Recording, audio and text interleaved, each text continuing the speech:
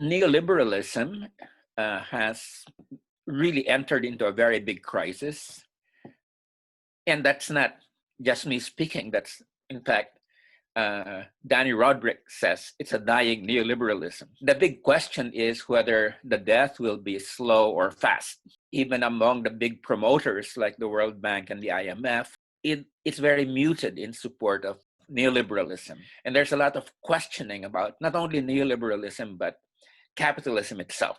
We have a situation where there is no returning to the old neoliberal normal. And then politically, we have a weak center, a weaker left, and a rising right.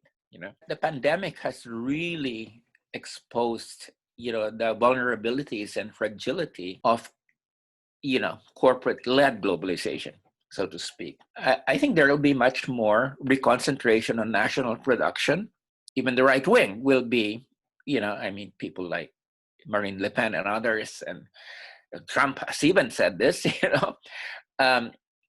let's get all our industries back. A move away from global supply chains, from globalization, a decline in trade levels. That doesn't necessarily mean that's going to be done under progressive auspices. One of the things that I would really push Biden to do is to move towards less confrontational policies, particularly in the East and in the South China Sea, which we in the Philippines call the West Philippine Sea.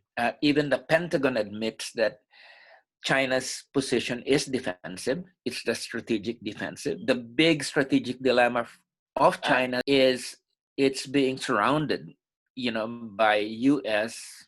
bases in Japan and South Korea and the Philippines, and of course the mobile base that is the Seventh Fleet. You have a U.S. military posture of air-sea battle, that is really looks at China as the conceptual foe, and is constantly upgrading its capacity to penetrate Chinese defenses. There has to be not only a reining in of the Pentagon at that level, there also has to be, on the part of China, an openness to work with its neighbors, especially the ASEAN neighbors, and recognize the same rights that they have to the South China Sea, or the West Philippine Sea, as we may call it.